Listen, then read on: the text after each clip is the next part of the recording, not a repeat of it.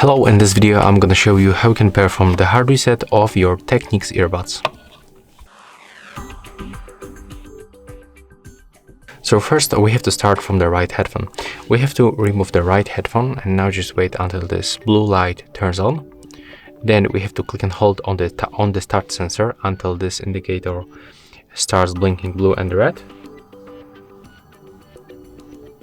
Now just release and just click and hold one more time. And right now we have to hold this for around 10 seconds.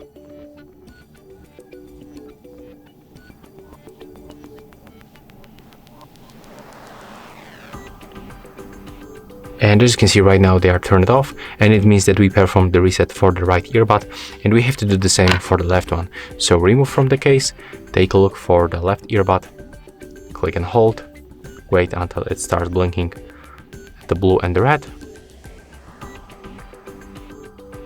release, and now click and hold for at least 10 seconds and hold until this LED light disappears.